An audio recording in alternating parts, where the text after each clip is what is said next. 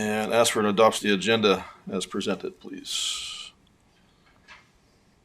Councillor Bruin. I can make that motion, Mr. Mayor, to adopt the agenda as presented. Motion on the table. All in favor? Carried unanimously. Thank you. And item number 3 related to the minutes of the December 16th, 2019 meeting. Any questions, concerns, additions, deletions? Someone prepared to make that motion? Councillor Garner? I can make that motion. The council adopts the minutes of the regular meeting of the Subdivision Authority held on December 16th, 2019 as presented. Thank you. Motion on the table. All in favor? Carried unanimously. Thank you. On to item 4, subdivision application, item 4.1. Mr. Armfield. Yes, we've had an application for a subdivision. I'm going to turn over to Ms. Monks to do the presentation, please. Ms. Monks. Thank you. Good afternoon, Your Worship and members of Council. At the March 25th, 2019 regular meeting of Council, a resolution was passed directing administration to take the necessary steps for the construction of a new animal control facility on an empty lot along 66th Avenue. As part of that process, this tentative plan of subdivision was created. The subdivision application has been advertised in the Taber Times January 8th and 15th, and also circulated to internal and external stakeholders and to adjacent properties within 100 meters radius. The application will allow for the creation of a 0.55 acre or 0.222 hectare parcel, with the remainder parcel available for future development or subdivision. The subdivision was reviewed at the February 18th, 2020 Municipal Planning Commission meeting and has been referred to the Subdivision Authority with a recommendation for approval. If the Subdivision Authority approves the application, an appeal period will be adhered to, and then endorsement of the plan will be submitted to land titles. Once the lot is registered, the development permit process can begin. Administration recommends approval of the application in order to allow Council's vision of an animal control facility to proceed. All right, thank you. Any questions arising? Councillor Bruin. Mr. Mayor, I'm prepared to make a motion. All right. Was this all one motion, 1 to 4? Okay, I'd make the motion then that the Subdivision Authority approve subdivision application TT 20-0-001, part of Lot 42, Block 8, Plan 0719240 within Southeast Quarter, Section 8, Township 10, Range Road 16, west of the 4th, Meridian, specifically described as 5766 Avenue, with the following conditions 1 through 4. All right, thank you. Motion on the table. Any further discussion? All in favor? Carried unanimously. Good, thank you. And we'll just ask for a motion to close the meeting, please. Councillor Beckering. Thank you, Mr. Mayor. I'll move to close the meeting. Motion on the table. All in favor? Carried unanimously. Thank you.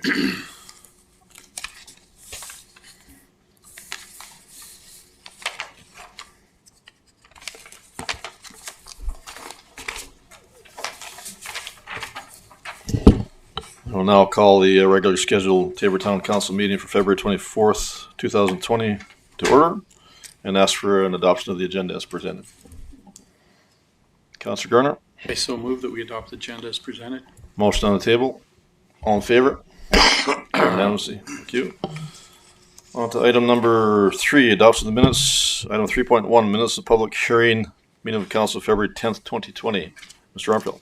Yeah, two sets of meetings, one from the public hearing and one from the regular council meeting from February the 10th. First up are the public hearing council meeting minutes for your consideration. Thank you. Any questions arising? Someone prepared to make a motion? Councillor Firth. Thank you, Mr. Mayor. I move that council adopts the minutes of the public hearing meeting of council held on February 10th, 2020 as presented. Thank you. Motion on the table. Any further discussion? All in favor?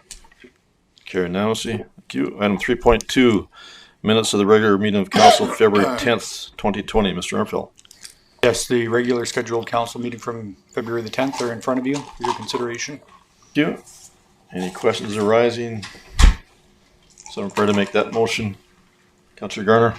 Make that motion, Mr. Mayor, that council adopts the minutes of the regular meeting of council held on February 10th, 2020 as presented. Motion on the table. All in favor? Carried unanimously. Thank you. Item 4, business arising. There are no business arising minutes. Item 5, no bylaws related. Item number 6, 6.1, Highway 864 intersection of 56th Avenue extension tender award. Mr. Armfield. Yeah, we've completed our tender process for the extension of 56th Avenue to Highway 864. There's some uniquenesses with this tender. I'm going to turn it over to Mr. Scheer to explain those and explain how we got to the position of recommending an award. All right, thank you, Through Mr. the- Scheer. Thank you. Through the capital budget process that we've discussed this with council, it's agreed upon to go with a partnership with the developer. The developer is still responsible for all his own portion. The town's responsible for our portion. That we could just get better pricing if we go together, because it is all in one area. There's no doubt about that. If you could just go to the first map, please. And we'll just gonna show you what was the underground's all the first part. So basically, nope. There you go. The underground infrastructure. No, that's not it. One more? One. Oh. There we go. So basically, we're going to put some pipelines in. All the lots will be serviced by the developer. He's going to have 41 lots that'll be serviced. He decided to make them into duplex lots, but the town's still going to put the main lines in off 56th Avenue and the highway crossing. The lines going down 47th Street are the developer's responsibility. He will also be doing his lanes that we paved and for storm water. So that's all his responsibility. Also will be the shuttle services for his area and any other costs associated with that. If we can just go to the road map, please. So this is how it'll look when it's paved. We'll have ditches on each side of 56th Avenue.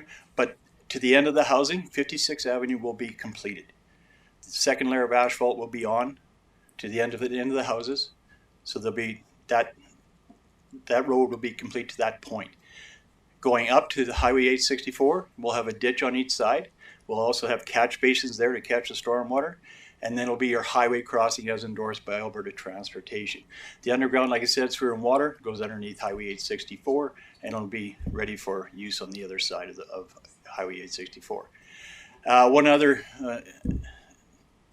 we were asked Question right there.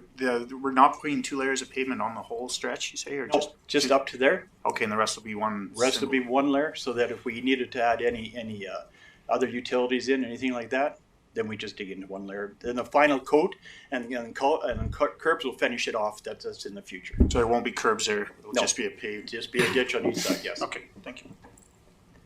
So we were asked by council to put the pathway to the trout pond. This was in the tender too. So you see it crosses the highway and then goes out to the current pathway. That's part of this program too, part of the project too. So with that, we're recommending award of the tender to McNally Contractors. They were low tender. It was a very tight tender, as you can see, just a few $1,000s separating. Basically, we acknowledge that low tender is the low tender because it was all one tender. We put this together as that just to get the best pricing. So with that, I'll take council's questions if you have any. Great, thank you. Councillor Becker. Yeah, thank you, Mr. Mayor, through the Mr. Scheer. So you're going to pave the pathway from 864 to the trout pond? That's correct, yes. That's included in this tender? Yes, it is. One lift of, There's only one left ever on pathways, yes. okay, thank you. Yes.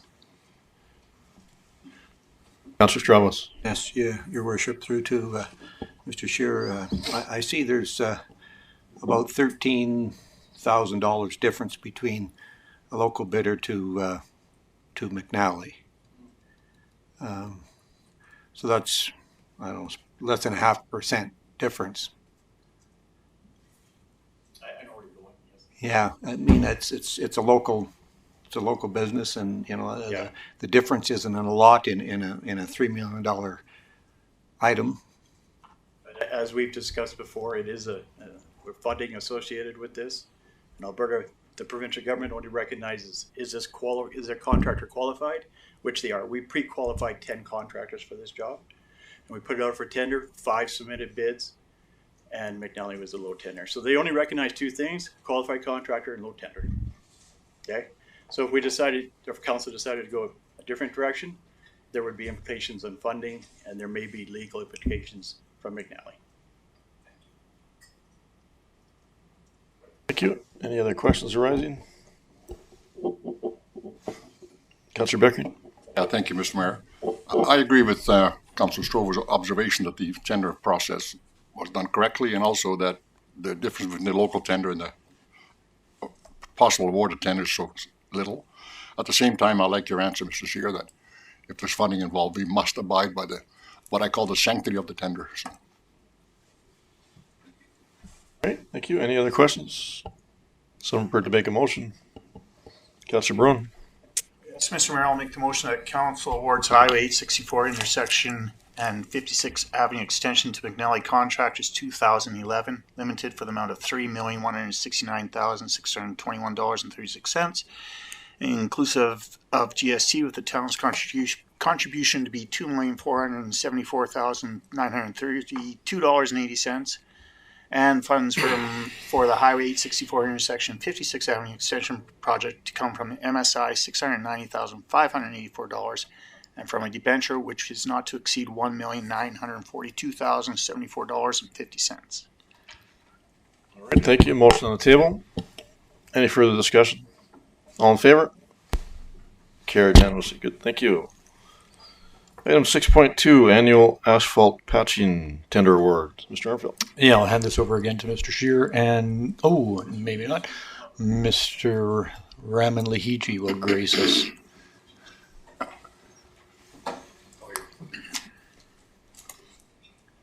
Afternoon, Mayor and Council. Afternoon.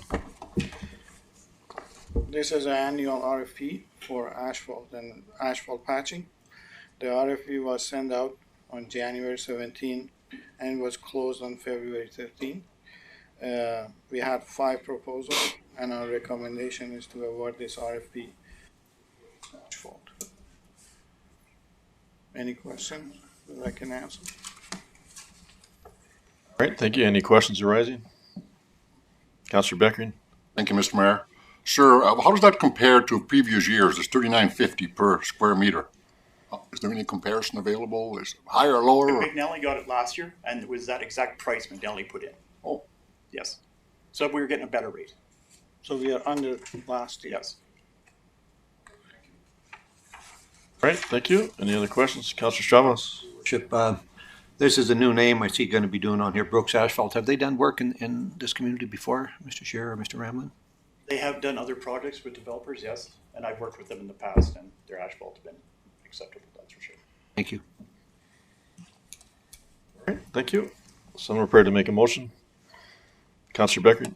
Thank you, Mr. Mayor. I'll move that council awards the annual asphalt patching tender to Brooks Asphalt Limited at a cost of $39.50 per square meter, exclusive of GST. Expenses to be taken from the 2020 operating budget. All right, thank you. Motion on the table. Any further discussion? All in favor? Carried unanimously. Thank you. Item 6.3, East Tabor constructed wetlands. Mr. Armfield. Yeah, I'll introduce this one by just speaking that this has been a project that we've had on our hopes here for about 2 or 3 years now. This relates to the Tabor Irrigation District's desire to have some attenuation to our stormwater that's coming out of the area around Walmart and our industrial areas, wanting that stormwater to be attenuated and treated before it hits Tabor Reservoir, Tabor Lake. And so we have been working with the Alberta government, with the Alberta Community Resiliency Program and the Invest in Canada's infrastructure program funding, which we have received word from the province we were successful in being supported by the provincial level to that federal funding, that ICIP funding. There has been some moving parts within the last week related to this. We've been working through Erica Dam, the grants coordinator, and with the province to make sure that we are getting all of our motions and everything in an alignment to satisfy the grant application when it goes forward to the federal government.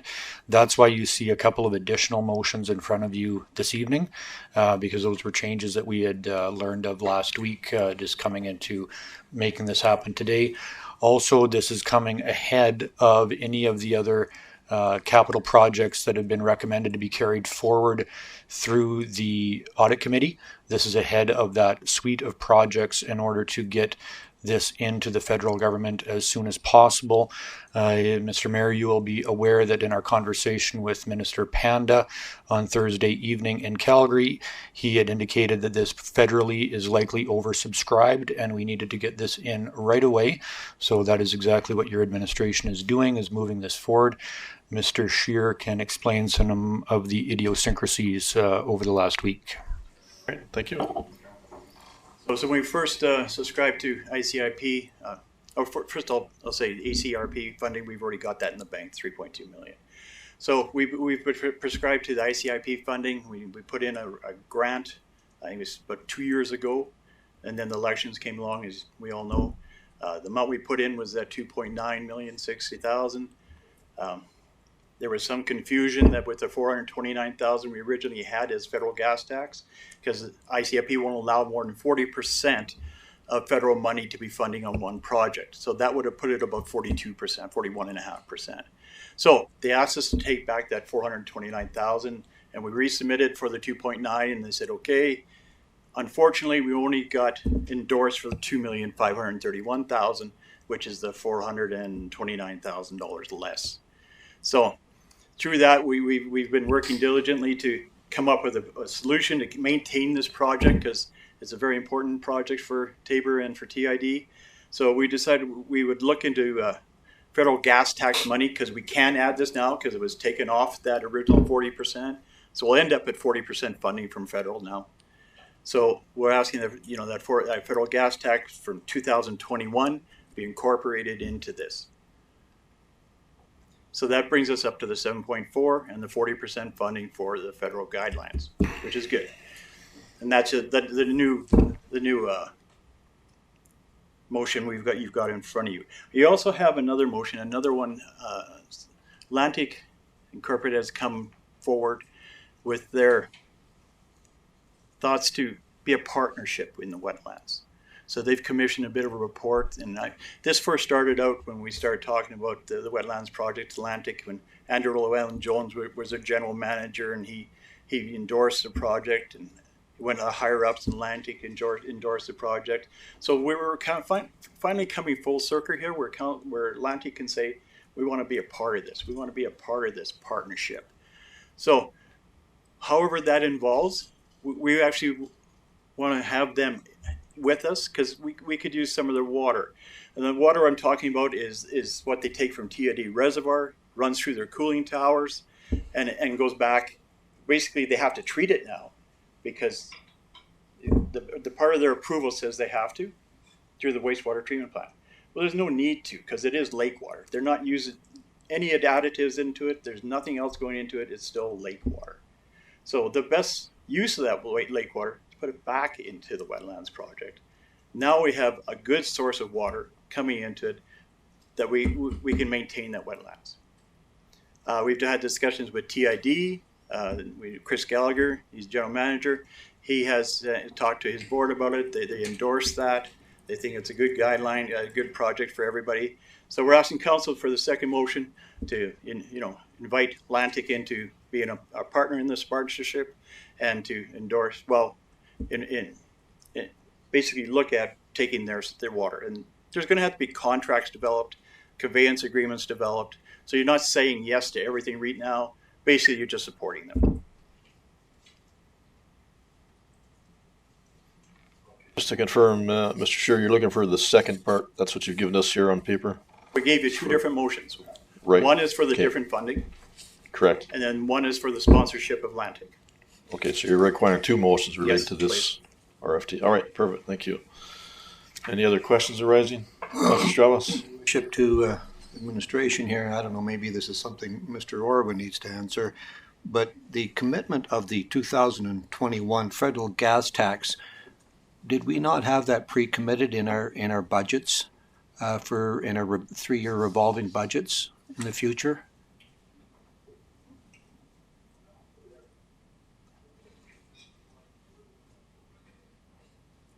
Thank you very much. For the 2021 federal gas tax has not been committed yet. We've committed federal gas tax up to 2020. Now, if you recall the budget that we just passed on the capital projects, we've only funded up to 2020, but 2021 has not been funded. And 2021 will be coming to council here maybe after the audit. That's when we'll be seeing how we're going to fund 2021. Now, we did actually talk to ICIP this morning with Gary, and this question you just put forward, I did ask the same question. Is it going to be a problem? And I think the information I got is not a problem, because if we commit 2.9 now, then you can't use federal gas tax. But if we can use the 2021, then it will accommodate the project. The other thing is, probably I just want to add on what Mr. Shea has explained.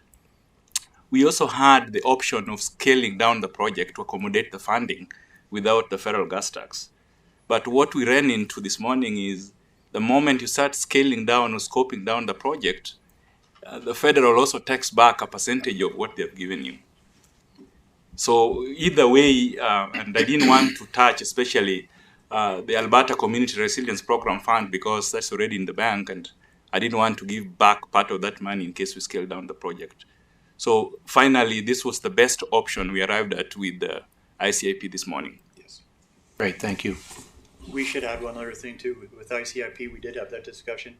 If Lantic comes on board and makes a cash donation, well, that money could come, the federal gas tax money portion could come back to us. So if they donate $100,000, then we could take $100,000 off the federal gas tax and come back to the budget.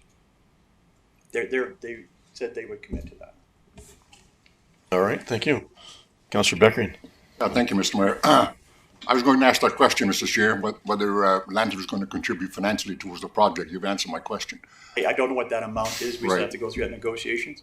And whatever they contribute, well, then we can take that off the federal gas tax, and that money will come back for the future projects. Thank you. Additional, though. Thank you, Mr. Mayor. I want to commend you, gentlemen, for getting this project going, because it's rather complicated. You're dealing with all kind of orders of government, right? Are you really sure you're going to get the ICIP money? We're quite confident, yes. But the project will not go ahead if we don't get the money, correct? You could always scale it back and phase it. You could say, okay, we're going to do phase one, and this phase one's worth $5 million. Thank you, Mr. Mayor. As a follow-up, I sense from you that you're not too confident.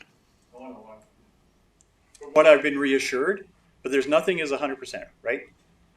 I am probably 95% confident. And Mr. Armfield, just a clarification, we're on track with that application requirement as per Minister Panda was suggesting, to deal with that sooner than later. Yes, sir. Tomorrow morning, based off of these motions, this information will be submitted to the province to go on to the federal government. So that'll be the plan for tomorrow morning if these motions pass this evening. All right, great, thank you. Any other questions arising? Councillor Beckering. Thank you, Mr. Mayor. I'm prepared to make a motion, maybe two. I move the council accepts the East Tabor constructed wetland as a 2020 capital project with funding from Alberta Community Resiliency Program of $3,228,870, investing in Canada Infrastructure Program $2,531,000, $429,000 from the 2021 federal gas tax, and the town's contribution of $1,211,130 to come from the capital reserves. All right, thank you. Motion on the table. Any further discussion? All in favor? Carried unanimously. Thank you. And the second required motion, Councillor Beckering? Either or. Go ahead. Councillor Firth. Then. Sure. I move that council supports Lantic joining in the East Tabor Constructed Wetlands Partnership and supports in principle to allow Lantic's stormwater and segregation of wastewater stream, cooling tower water to flow into the wetlands project for more efficient treatment and reuse of water. All right, thank you. Motion on the table. Any further discussion? All in favor? Carried unanimously. Great, thank you.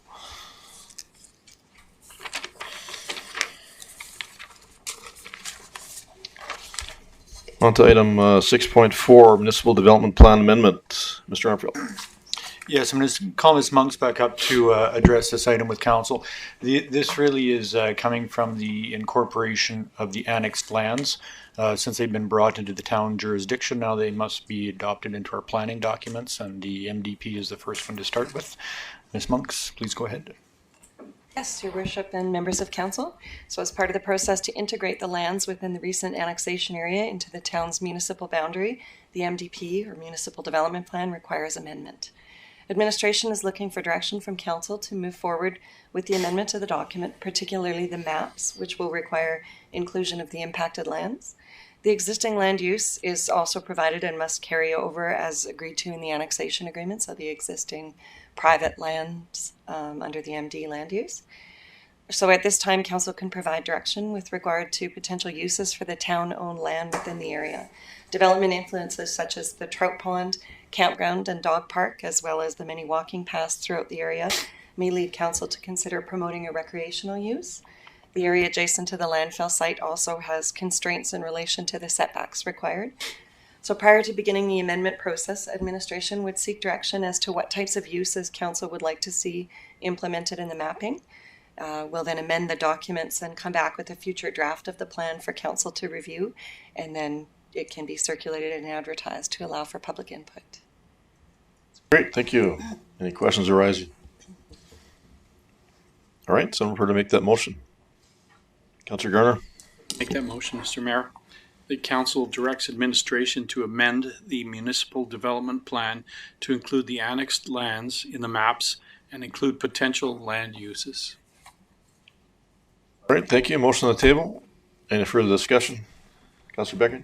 Thank you, Mr. Mayor. Ms. Monks, you're not asking us tonight to give you ideas, are you?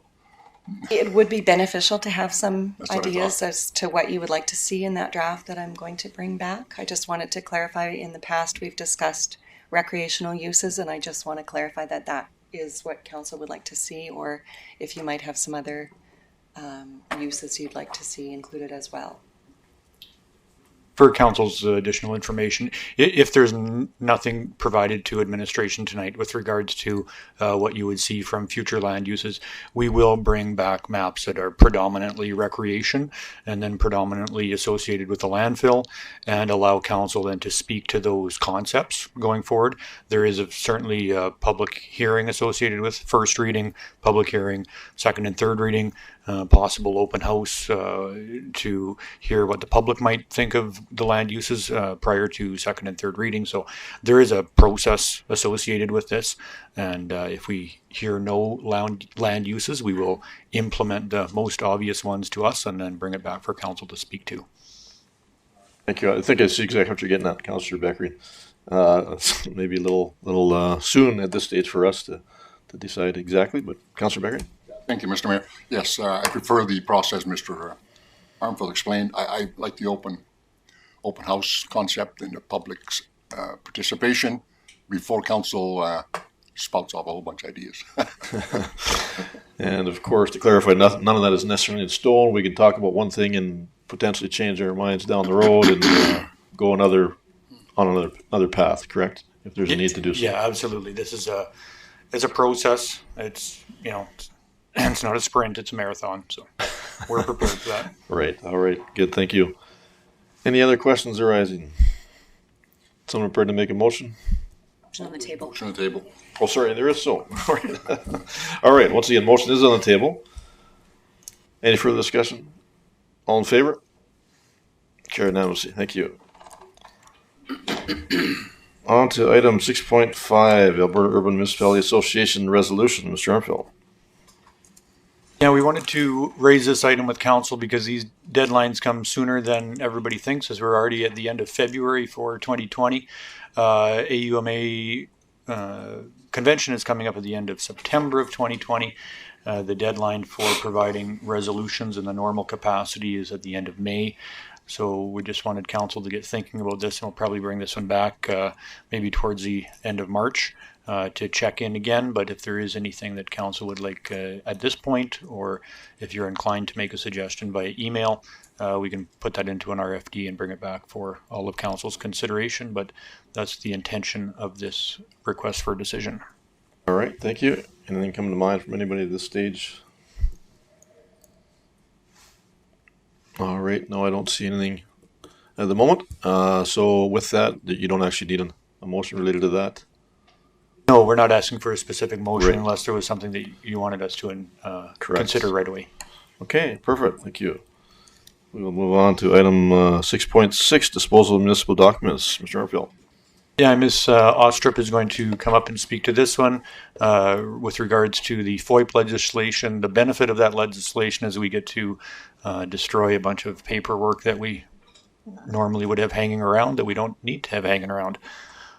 Ms. Ostrup, can you please explain what you would like to shred? Good afternoon. Pardon my voice. I've lost it.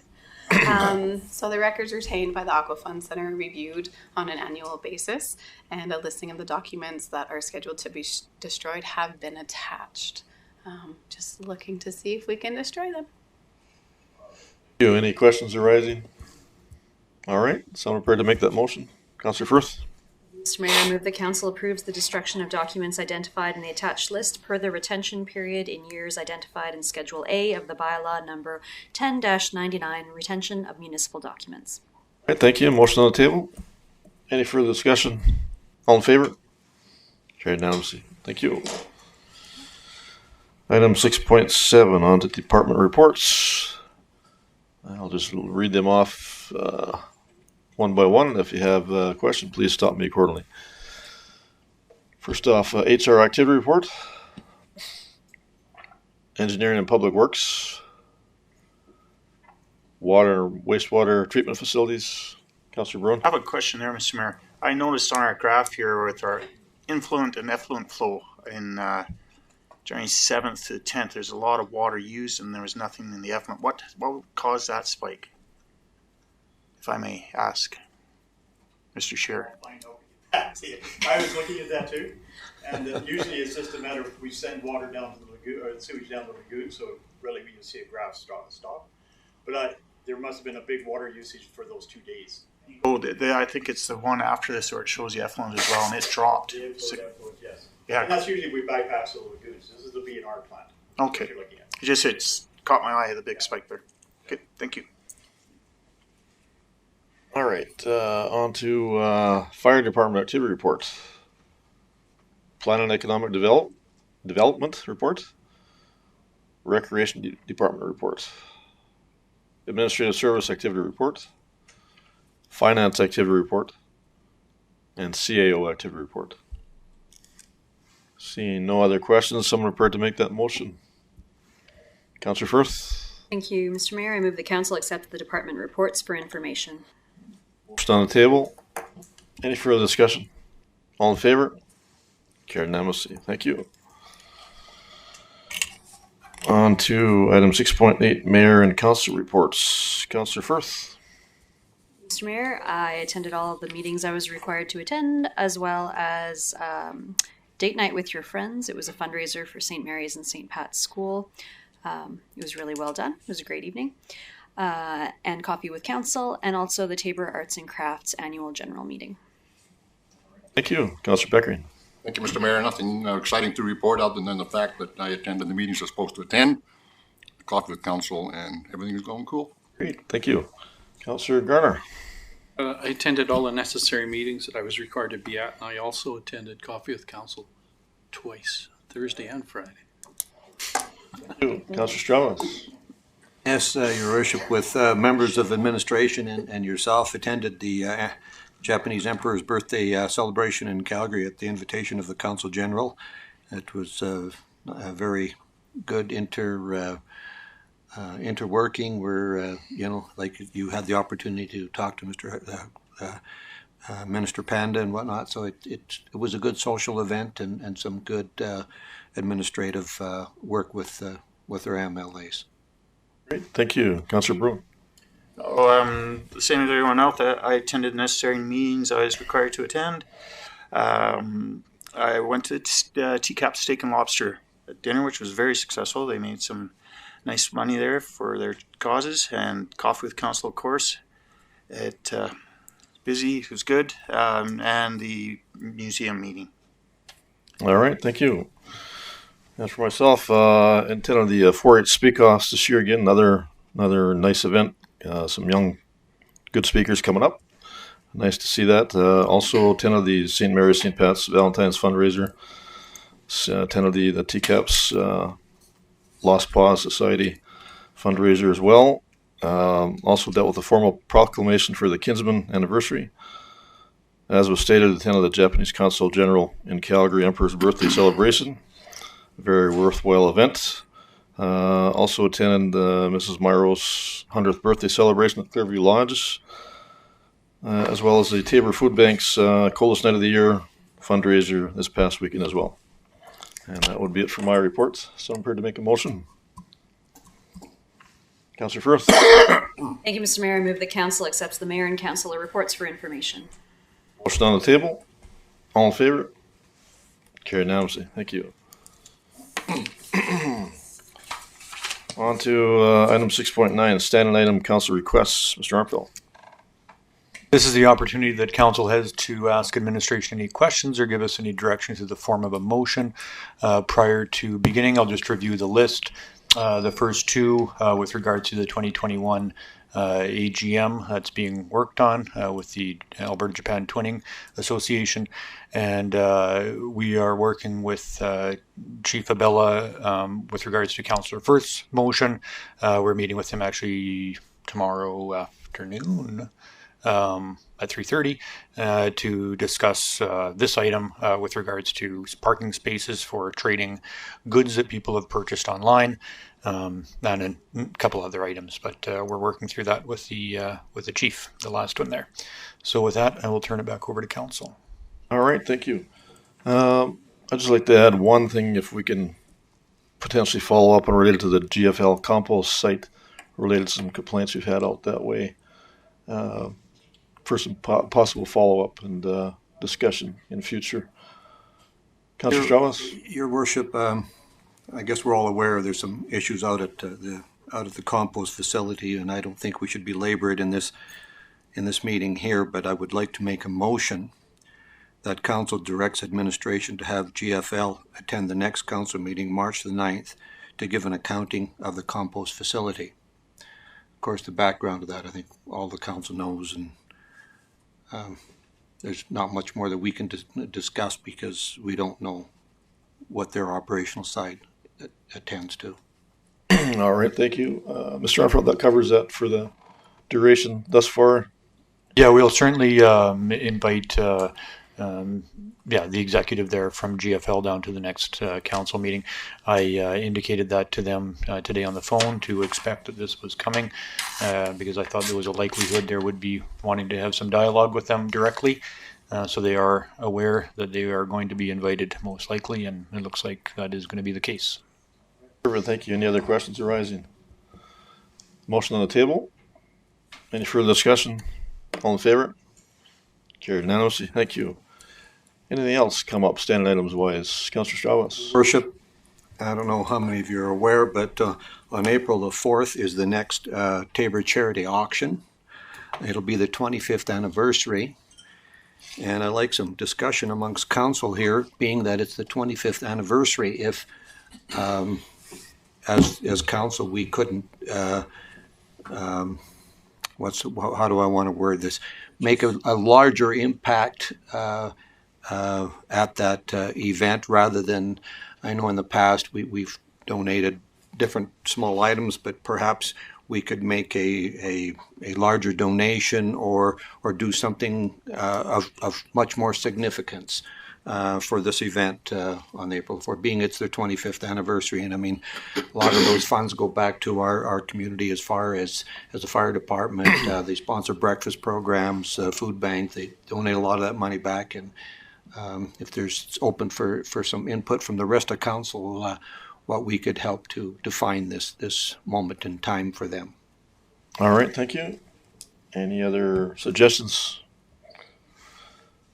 Did you have an actual figure in mind, Councillor Strauss? No, I just I just brought it up to get some input and see. I think round table we can get some input from everybody, and whether there was something specific that we could do, or a cash donation, or something a little more profound than we've done in the past. I'm just wondering, Councillor Strauss, if this would be appropriate in the $5,000 neighborhood related to our council discretionary fund. I believe that they would be overwhelmed if we would donate $5,000 to I that. think if we can just clarify with Mr. Orwa, I believe we're somewhere in the $20,000 neighborhood in our council discretion fund that's left at this stage. Is that accurate? That's correct, because the budget is 25,000 and council has already committed 5,000, so we have a balance of 20,000. Okay. Does that sound like a reasonable amount for the special occasion as was suggested? Councillor Beckering? Thank you, Mr. Mayor. I'm not opposed to the suggestion by Council Strovas, perhaps not even against the suggestion of the $5,000. However, I would ask that we put this off to the next council meeting. Like do some thinking on it. It's all fresh to me. You know, it's to me it's worthwhile thinking about on my part before I make it put my hand up or not. I would really appreciate that, Mr. Mayor. I know there's no motion on the floor, but That's right. Well, Councillor Stravas, it's This was just an item was brought forth for discussion. I can certainly bring it back to the next council meeting with a specific figure and an amount. And in the meantime, if any council members have any other ideas or anything, if they could text me or message me or whatever, and just see if this would float or not. So I will bring it up at March 9th meeting then. thank you, Mr. Mayor. Thank you, Council Strovas. Thank you. Anything else come to mind from anybody they would like to bring forward? Nothing else? All right. So that's nothing further required as far as our ongoing items, correct, Mr. Armfield? That's correct. All right. No motion required then. So we're at the delegation stage and we're a little early. That's not until 5 o'clock. So I would ask for a motion to adjourn until 5 p.m. for our delegations to arrive. Councillor Beckering? Councilor Garner. Oh, I can make that motion. Councillor Garner, all right. That we adjourn until 5 minutes to the hour. All right. Motion on the table. All in favor? Carried unanimously. Thank you.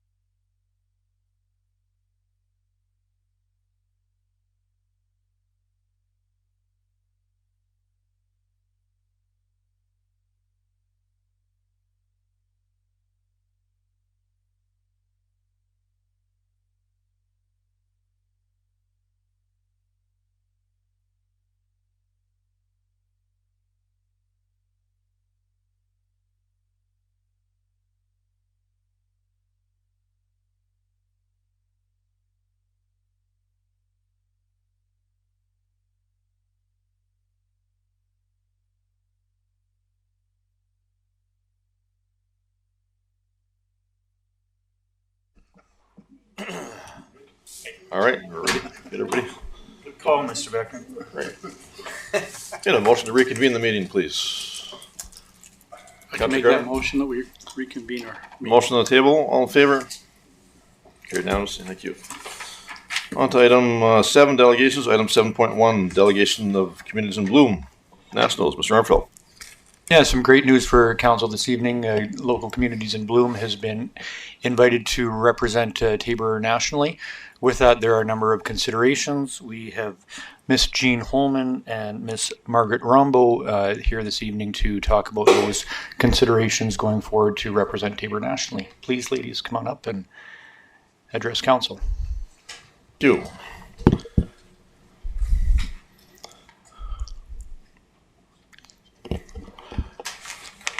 Good evening, ladies. Good evening, Mayor and councillors.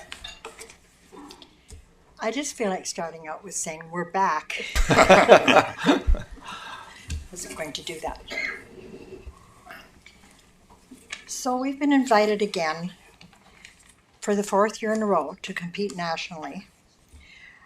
And I don't know if you all realize the criteria that we are evaluated on. We're evaluated on tidiness, environmental action, heritage conservation, urban forestry, landscape, and floral displays. Many people think that we're just judged on flowers. We're only judged 1/6 of our points for flowers. We would be judged on the other 5 criteria as well, and everyone in Taber contributes to any points that are awarded. Communities in Bloom and the town employees and every citizen in Taber work together to do all of the above to create that civic pride and beautification with community involvement. We didn't think we were ready before, but we think we are now. Well, we know we are now. We know that we can do what the others are doing, and we welcome the opportunity to showcase Taber. As the Nationals were in Nova Scotia in 2019, this year they are close compared to flying to the Maritimes. It would be a great opportunity for our members and town officials to attend symposium sessions and listen to keynote speakers. There are technical visits, community showcase, and a town hall meeting and exchange between international and Canadian communities. They expect around 500 delegates. We would be introduced to grants that are favorable to communities. The publicity you would receive would be priceless. We ask too that maybe the mayor or somebody from administration go with us, because we've always been the only ones that don't have anybody from the town with us because we are a society. Margaret.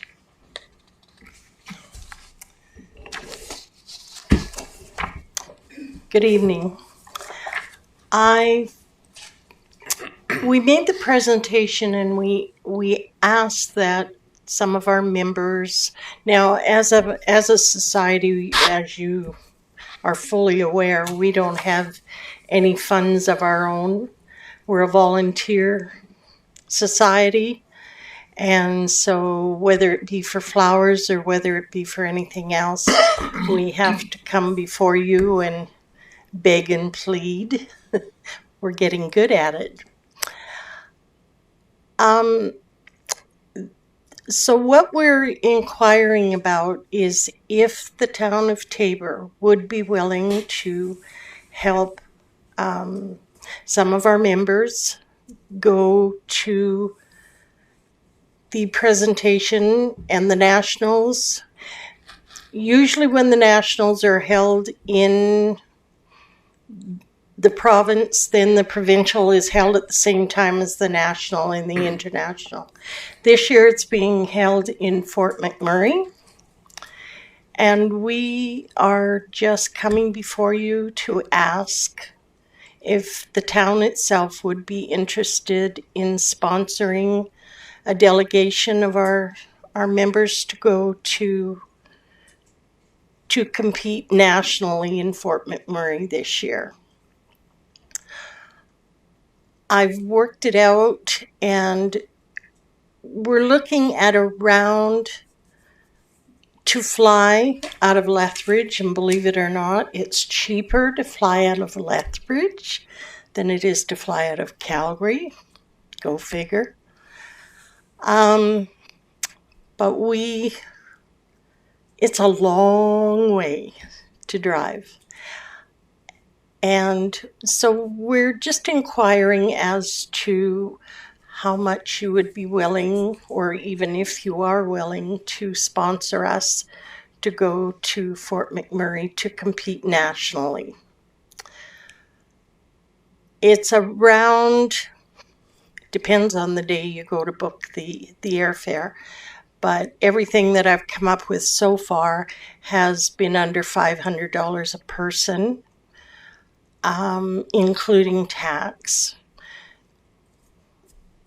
So the sooner we know, the cheaper it will be. I am holding rooms at a hotel in Fort McMurray that is on their preferred hotel list that they have negotiated a deal with, and it's $169 a night plus tax, and the tax is 12%. That includes the 5% GST and the 7%, unless they upped it on January 1st. But I don't think so. It's a bed tax that the province charges. And the ladies have no problem at all with sharing. Each room has 2 queens, and 4 ladies, we share all the time. So it isn't like we're asking for per room. And also that price that CIB has negotiated, doesn't matter if there's 2 people in the room, 3 or 4, that's the set price, is $169.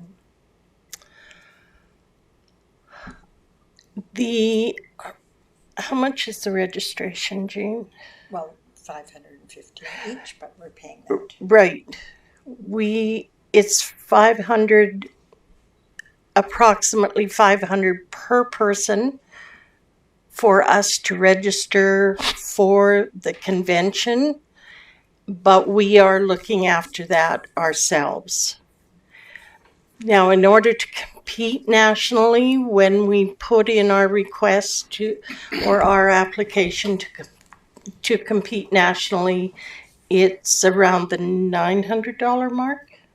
It's $895. $895. And so we would be requesting that amount also. We don't have that amount in our coffers to pay out of. 8 instead of 12.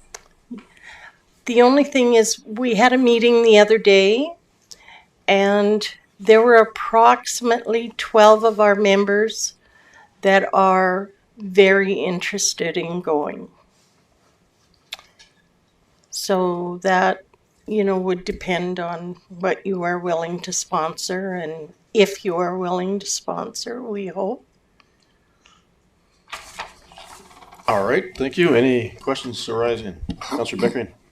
Yeah, thank you, Mr. Mayor. Ladies, you're asking for around $5,000, is that correct? Or are you requesting for more? I don't know. I haven't figured out.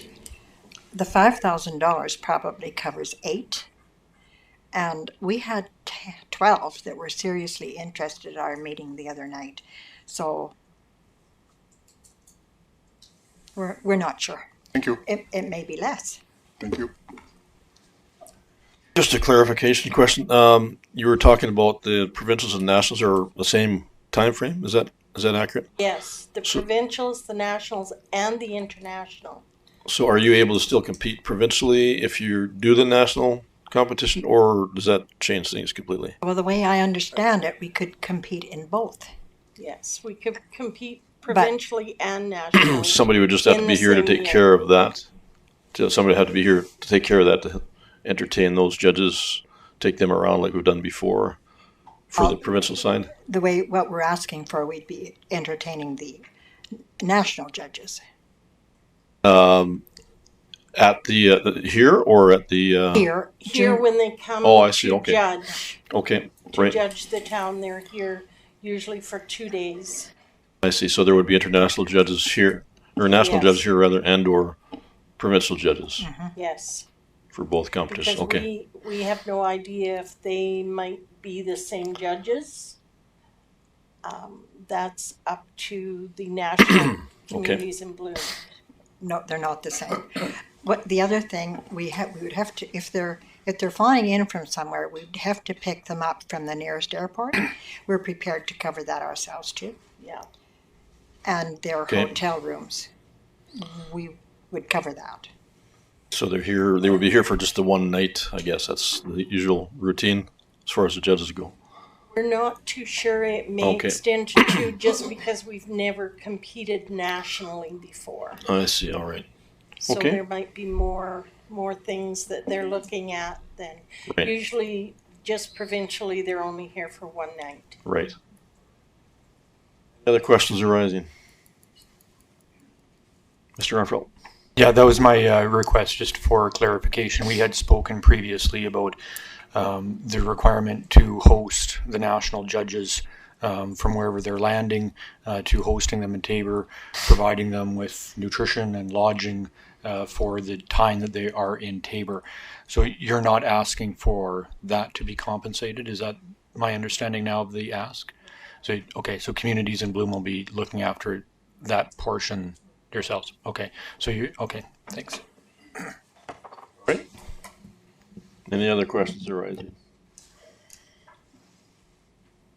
Someone prepared to make a motion? Councillor Garner. I'm prepared to make a motion at this time. So the motion that I would make is that council approves the funding through the discretionary fund in the amount of $5,013.63 to send members of the community in Bloom to nationals in Fort McMurray. And I would also add to that motion to also send along Councillor Stroas, as he's been involved with you folks for a long period of time. If Joe or Councillor Stroas is okay with that.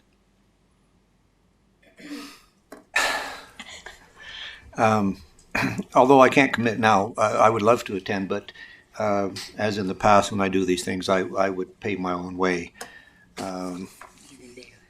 Yeah, but it's just kind of what I do. But I would like to give a friendly amendment to that. Is that we give them $6,000 to use at their discretion for this year? If you would accept a friendly amendment.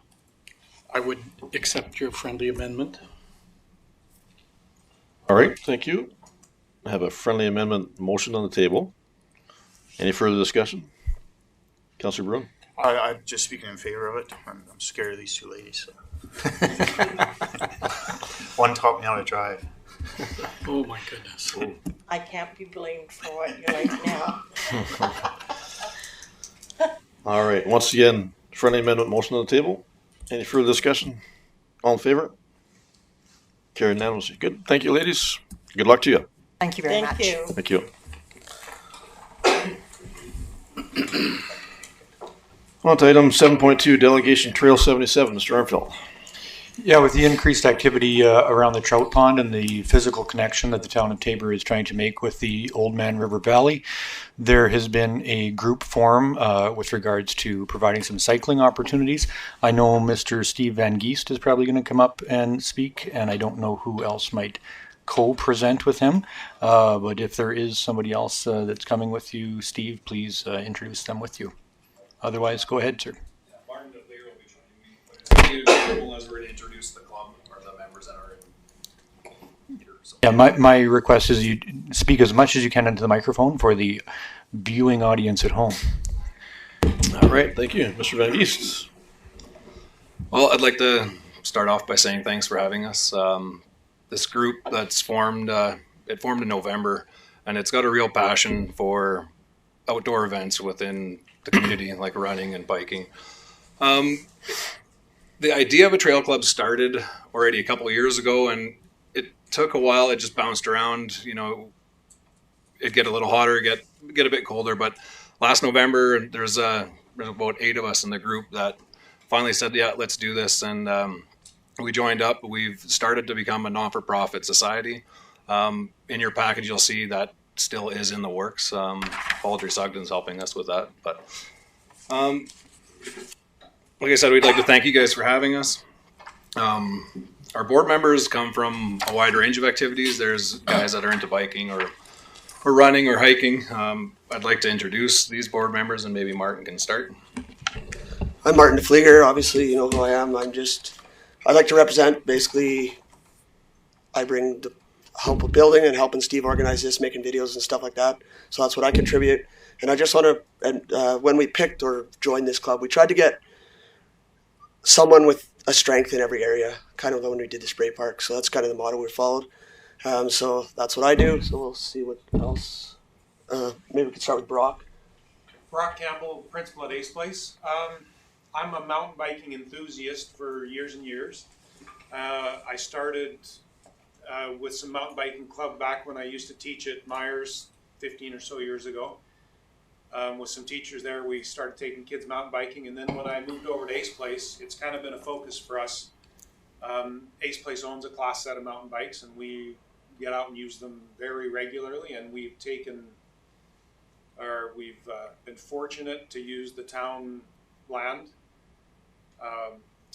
for years and years, and it's a significant part of our phys ed program. And I guess even to back up further, I'd like to say that from Ace Place's point of view, the developments that have happened at Trout Pond have been, I can't say enough good things about what the town is doing out there. It's been, we have no gym, and we are out there all the time. Every time you guys plant a new tree, I'm well aware of that it just went in the ground.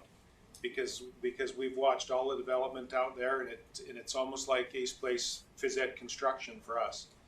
And so we're out there regularly using what's there and cheering you on as you improve it.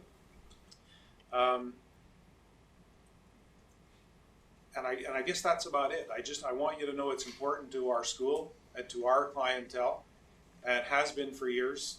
And we hope that it's going to only get better and better as you continue to improve it out there. Thank you. Thank you. Jeremy Kramer. I represent the runners. Last year, me and Jeff Hamilton, we put on the Tabor Tough 25 trail run out there. It's a huge success. We're going to do it again this year. We upped our people coming. And also, I coached the DA Ferguson cross-country team. Running team, so we use the trails out there for practice and stuff like that too. Yeah, that's kind of my background. So, thanks. You. I'm Jay Anderson. I started mountain biking 2 years ago or so and got on board with these guys and was introduced to the trail network down there. And I'm looking forward to helping improve and expand what's down there if you guys will allow us to do that. And I'm the secretary treasurer for our group. Thank you. You. I'm Steve Angeest, president of the Trail Club. We've been using these trails for a while, and we see a real development that could happen out there. There's so much opportunity, whether it's in tourism for the town or just use for the members of the community. Our goal is to make it it will be a free recreation facility for whoever wants to come, visitors or residents of town. We'd like to maybe play the video now. Yeah, we made a video presentation so you guys can all see a little bit more of what it's about. If you don't know what's actually happening down there, it's been happening for a long time, and what our vision is to work together with you guys. How long is it? It's about an hour and a half, so do you have enough time? No, it's like literally 7 minutes. My attention span is very long.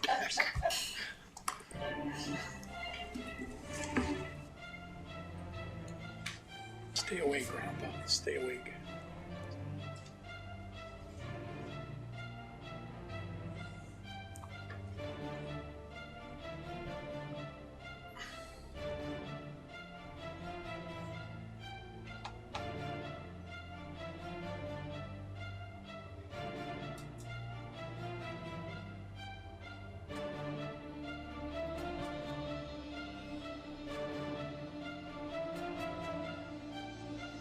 Hello,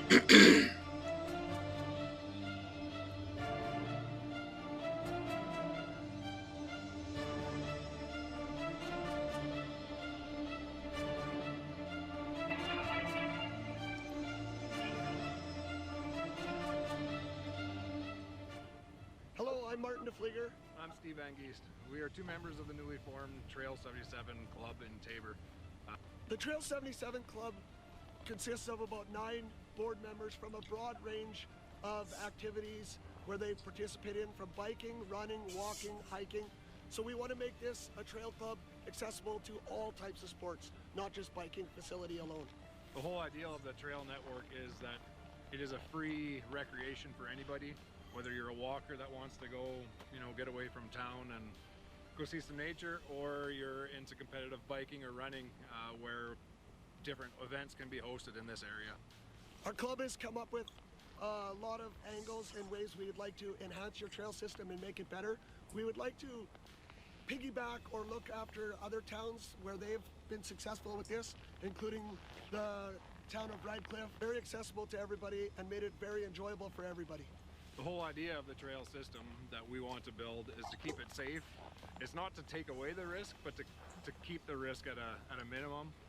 We would like to sign off on every trail, labeling them as to which risk factor there is. Like a green trail is for beginner people, a blue trail for middle to advanced, and black for advanced riders or runners. We've joined an organization called IMBA, which stands for International Mountain Bike Association. It's a national group that focuses on, it's more on bike trails, but their groups include trail organizations that are building for runners, hikers, bikers, that kind of thing. They've worked lots with municipalities and groups like us that are trying to deal with landowners like yourself, towns, MDs, stuff like that. Their group provides certain standards that its members try to follow when building and, let's say, designing, maintaining trails. We are going to be taking courses, or groups of us, or members of our group are going to be taking courses to try follow these standards. IMBA also supplies insurance for groups like ourselves, where on any, say, given group build day or group rides, the members of its club are covered. So that takes the liability off the town or MD. We think that this trail club can bring great value to the town. It will enhance the recreational opportunity out here hugely for what you've already done. We'd like to thank you guys for what you've done here. It's great.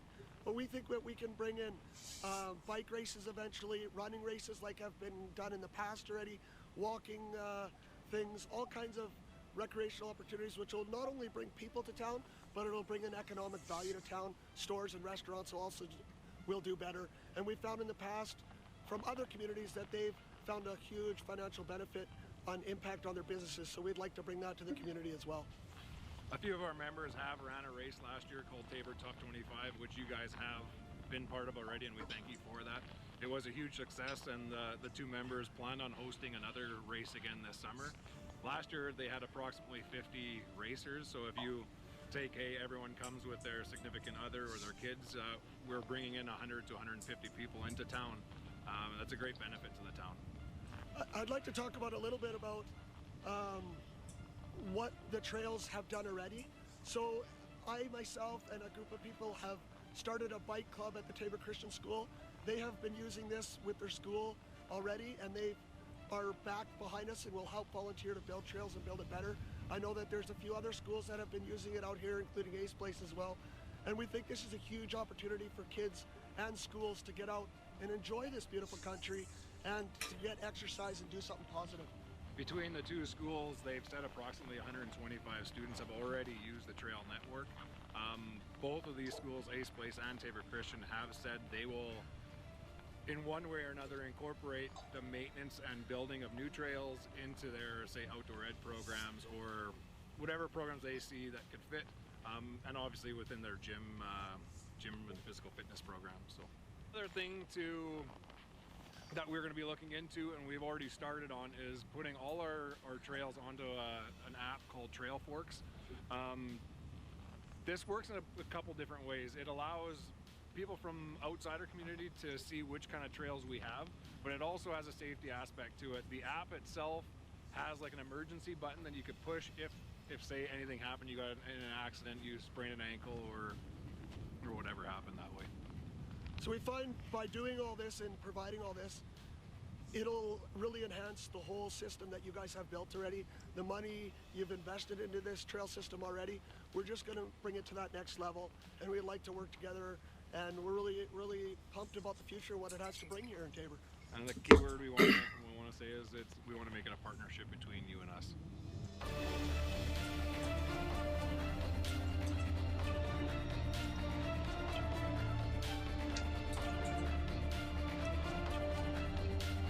This is all existing trail that's out there already, that's been ridden all the time.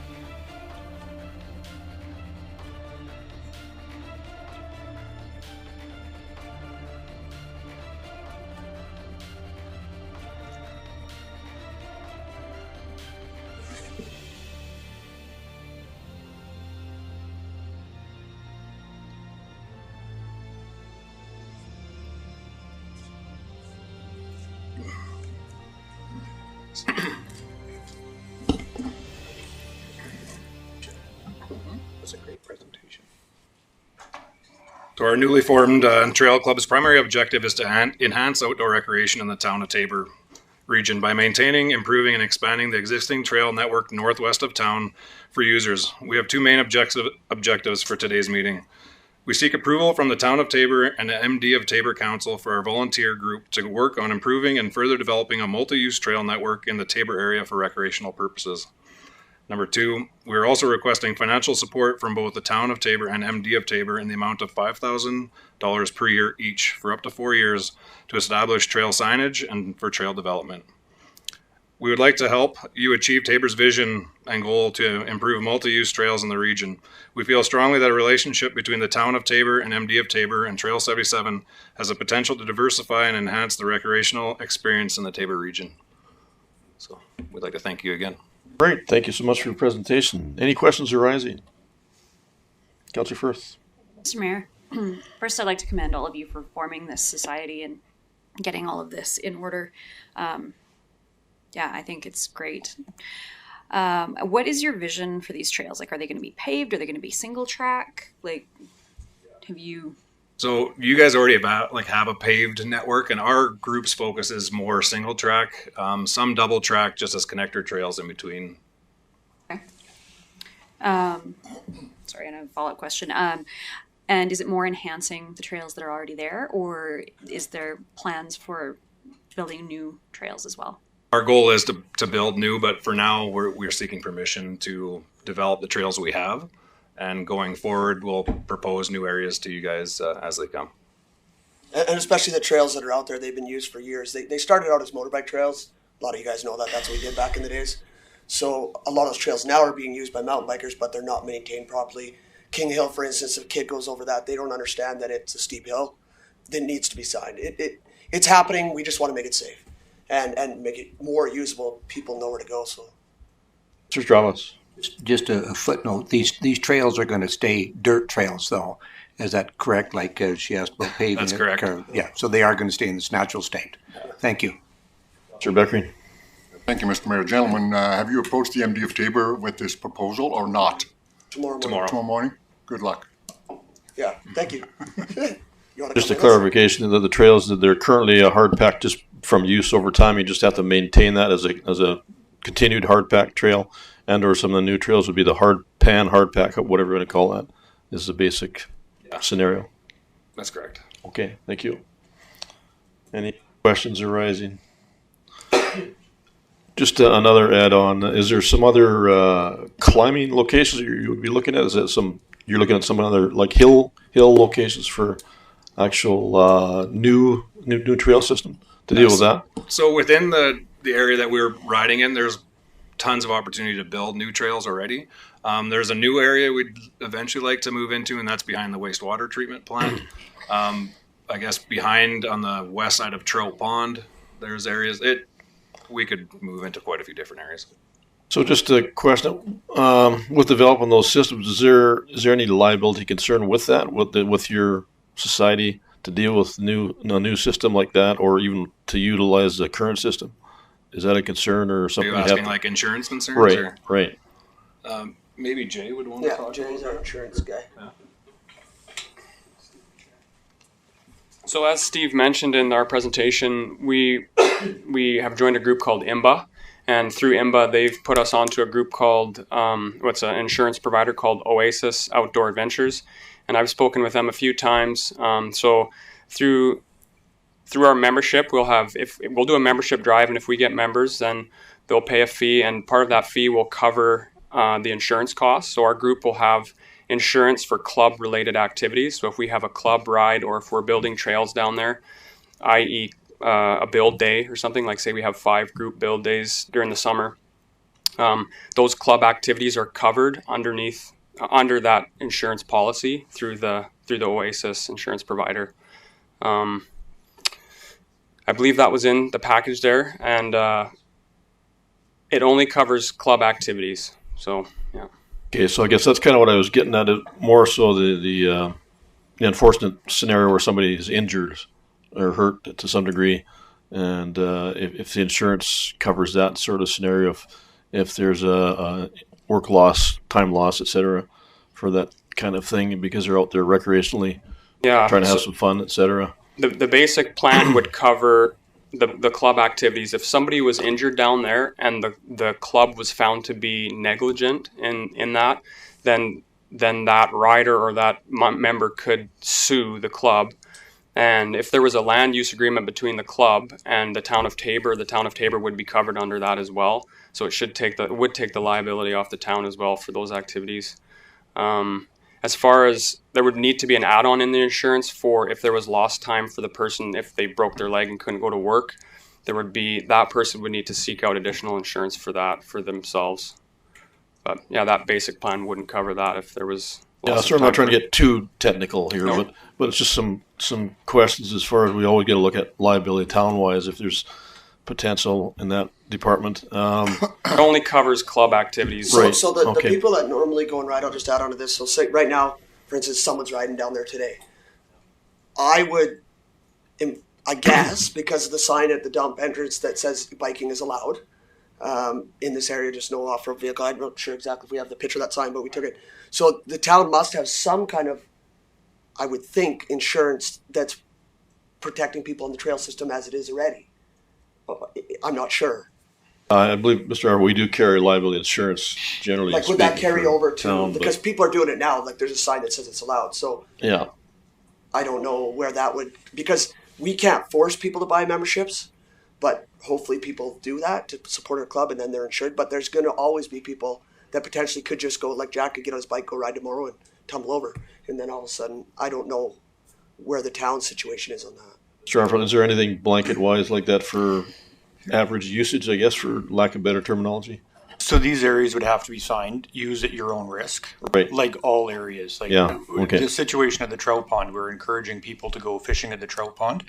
Yeah. There could be a catastrophe there one day, but that is on the user's risk. That is not on the town's. As long as we are being responsible and we are not being negligent, our due diligence is being covered with regards to maintenance. We are making our best efforts, and it is signed that you are using this at your own risk, as with all municipalities that have these sorts of opportunities at the river. So as long as it's signage covered, we should be fine. Edmonton, yeah. Calgary, Lethbridge, Red Deer, all municipalities have these sorts of trails that are use at your own risk sorts of scenarios. Mr. Campbell, you had a question? Just a comment. I think really what we would be doing is covering some of the liability that's currently the town's. And so it's, I mean, it's just an increase in what's already there. But one of our the main focus really at the beginning of the bike club is, and the main financial support that we're looking for is signage. And the goal with that is not just to add legitimacy to the trail system, but also to have them properly marked so people know where they should be and shouldn't be riding. And I would anticipate that that disclaimer of should be on the risk would be a part of that signage system. So at the top of each hill, it's should be covered. Yeah. Yes. So wherever we're at now, we should be far better off with signs Right. and with additional liability insurance for any group activities. Right, Mr. Arfield?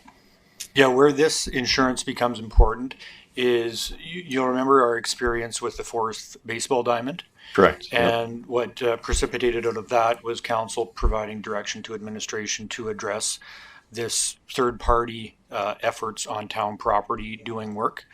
So what this group has gone and done is they have led that anticipated request from the town, stating that if you are going to go and do work on town property, we want proof that you are looking after yourself from an insurance perspective.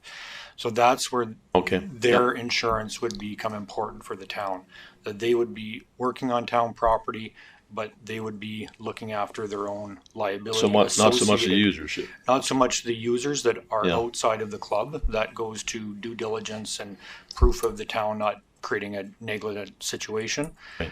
It actually relates directly to work being performed on town property to enhance a town, what would be a town recreational feature. Right. All right. Exactly the situation at the Fourth Baseball Diamond. Okay. Councillor Beckering. Thank you, Mr. Mayor. Setting aside the insurance issue for a moment, I guess my question for administration would be, since these people are going to be reshaping, realigning, and improving, and making trails and tracks safer, and there's going to be some work involved there, is there no prior approval required from administration to do the work on town-owned property? That's what we're asking for, right? Well, I didn't hear that. Oh, yeah. Well, I know what you're asking for, but I'm asking administration the question, sir. Oh, okay. That, what's your take on that? Shouldn't they should not be allowed to go willy-nilly do what they want, yes? Yeah, I would agree with that. There certainly would be some level of exchange back and forth between the recreation department and this group, and some planning. You know, we would want to see what the plans are for the construction season, and it would certainly have to be approved by the town to allow this organization to operate on town property. There would have to be a true partnership here. I believe that it's probably one of the most cost-effective and efficient ways to go about recreation opportunities. If you have a volunteer organization that has their own liability insurance, that has the drive to enhance recreational opportunities, that's staff that the town does not have to hire to perform that duty ourselves. So as long as there is a true and genuine commitment to a partnership and to communication and to understanding that the town does have a few annoying red tape sorts of items that we do have to process to create legitimacy here, I see no problem at all. And us as a club want to work together. Like with Don, we've talked about that. Moving forward, we don't want to go in there just going. Like there'll be communications back and forth. I mean, it's got to be that way. Great. Councillor Brown. I think it's a great idea. I appreciate all the work you guys have done with this. So you're saying anyone can use this trail still? You're not going to say this is our trail, you guys can't walk It's the not trail. our land, right? So Yeah. we can't stop, like, it's public use property, right? So Yeah, I'm just we're in concerned no- someone's walking and all of a sudden you guys say, no, we're having a race today, no one can come down here. That one, I think, I don't know how you guys that would dealt work. with that. No, okay, so when we did the race last year, we crossed through the paintball park, and so we got a hold of the people doing the paintball, that run the paintball park. So I said, we're running a race this day, is it okay if we go through your guys' park? And we just worked out a little deal with them, I guess. And as far as the rest of it goes, if somebody's mountain biking down the trail and we've got a bunch of runners going by, it's just common courtesy. The mountain bikers pull over. It's the same thing when I go run a race in Fernie. They're using mountain biking trails for the races in Fernie, and we pass mountain bikers all day long. We just share the trails, right? So we're not kicking anybody out. It's not like Motocross Association where it's a membership only kind of privately run deal, right? Like it's still the town, anybody can buy a membership and use it, but there's a lot more liability that is fenced off. You need a key and stuff. This is on public land where we are all utilizing it and sharing it as a community. Thank you. All right. Thank you. Any other questions arising? Councillor Stravas. Just maybe a little further note on this here. I think this is something that our recreation director and administration can work out as far as I don't think this is something that should or needs to come back to to the town as far as what trails you're developing where. I think that's something that could be done on it's an operational thing. It's something that could be decided at the administrative level with the committee. And I mean, I support it as long as it was dealt with on an administrative basis. All right, thank you. Any other questions? Someone prepared to make a motion? Councillor Firth? Mr. Mayor, I move that council accept the presentation made by Trail 77 as information and support their proposal to work with the town to develop the trails as indicated, and the council approves funding in the amount of $5,000 to be funded through council discretionary funds. All right, thank you. Motion on the table. Any further discussion? All in favor? Carried unanimously. Thank you, gentlemen. Thank you very Best much. of luck to you with that also. Yeah. All right, on to item 7.3, community grant application, Royal Canadian Legion. Mr. Arpel. Yeah, council is aware that we have a program, a community grant program that we encourage the application of for the following year to be into the Recreation Board by, I believe, October of the previous year. If you are not able to do that and you're a group that would like to have the benefit of the community grant program, then that policy and procedure indicates that you must come to council to ask for some support. There is good news here, and possibly it will be extended to the presenter's favor, and that there is some money left. It was undersubscribed. There's $25,000 there that was undersubscribed. There's a $3,466-ish dollars left. I believe the presenter is going to ask for $721. With that, Constable Wynn.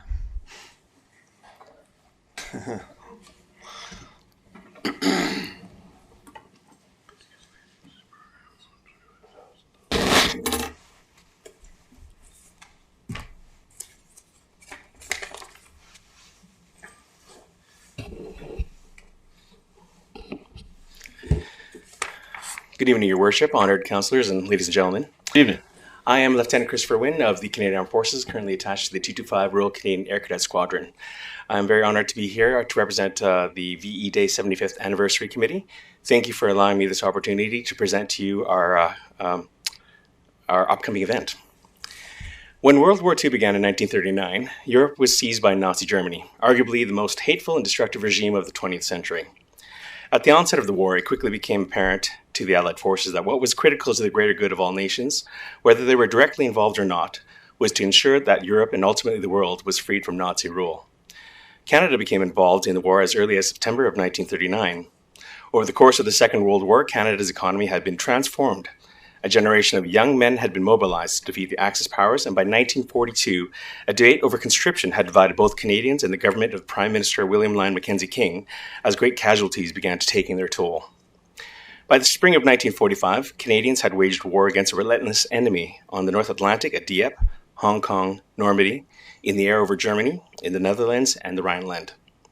In all, some 1.1 million Canadians had served in the Royal Canadian Navy, the Canadian Army, the Royal Canadian Air Force, and various other forces across the Commonwealth, with approximately 42,000 killed and another 55,000 more wounded or awaiting liberation in prisoner of war camps. Canadians were in an expectant mood, eager for victory and ready for peace. Finally, at enormous cost, Victory in Europe Day, generally known as VE Day, had come to fruition. VE Day is to celebrate the formal acceptance of the Allies of World War II of Nazi Germany's unconditional surrender of its armed forces on 8 May 1945. Upon the defeat of Germany, celebrations erupted throughout the Western world, especially in Great Britain and North America. More than 1 million people celebrated in the streets throughout Great Britain to mark the end of the European part of the war. In London, crowds massed in Trafalgar Square and up the Mall to Buckingham Palace, where King George VI and Queen Elizabeth, accompanied by Prime Minister Winston Churchill, appeared on the balcony of the palace before the cheering crowds. Among the first Canadians to celebrate were the sailors on naval and merchant ships on the Atlantic and soldiers and aviators based in Europe. Their long ordeal would soon be coming to an end, although many would still be tasked with providing security to occupied Germany and bringing aid to the Netherlands, where the Dutch were desperate for emergency food and medical supplies distributed by Canadian forces. Across the Netherlands, Canadians were cheered and welcomed as heroes. At home in Canada, a massive crowd filled the streets. There were parades, band concerts, ticker tape dropped from the sky by aircraft, and spontaneous singing, dancing, and general exuberance. Offices, stores, and some factories closed for the day. Canadian students also left their classrooms to take part in the festivities or to attend special religious services of Thanksgiving. In towns and cities and rural villages, there were prayers and tears of relief, as well as music, happy shouting, and for the most part, good-natured celebration. The silencing of the guns in Europe, said the Globe and Mail, brought release from bondage of the spirit. The liberation of Europe is an enduring lesson in collaboration and cooperation. This is why I come before you today. The VE Day 75th Anniversary Committee is seeking the town of Taber support to allow us to commemorate such a momentous milestone of our Canadian history. We are seeking your assistance through the waiver of fees for access and use of the community center to host and honor our veterans on 8 May 2020. We would also ask for access to the community center on 7 May 2020 to set up for the celebration. A parade has been organized on that morning, which will commence at the community center, following a route to the cenotaph for a brief flag and candle ceremony. Following the ceremony, veterans, dignitaries, and community members are invited to attend the community center for light refreshment and to share in joyous camaraderie. All of this has been made possible by donations through generous local business personnel. Invitations have already been sent out with many RSVPs from organizations within the town and the MD of Taber, as well as numerous businesses and schools. We wish to encourage a day of celebration and triumph, much like the one experienced on the very first VE Day. If you would consider this, the cost to the town would be approximately $800 for the waiver of facility fees. Thank you so much for your consideration. I'm open for questions now. Great, thank you. Any questions arising? Councillor Chavez. Worship, I think this is pretty straightforward, and I would request that perhaps Councillor Beckering to make this motion. Thank you, Mr. Mayor. It would be an honor. Thank you, Lieutenant. I'll move that. I'm sorry. Absolutely. Go ahead. Councillor Beckering, you bet. Go ahead. No, sorry.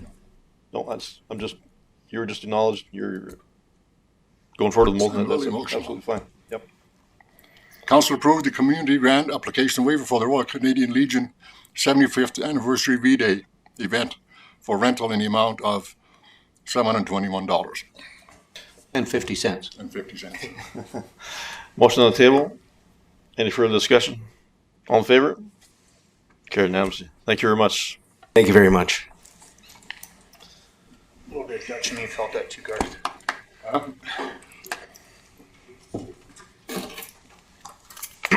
All right, on to item number 8, media inquiries. Taber Times. Trevor. Perfect, thank you. All right, with that, just ask for a motion to move into closed session, please. Make that motion, Mr. Mayor. Councillor Bruin, motion on the table. All in favor? Carried unanimously. Thank you. Sure, yeah.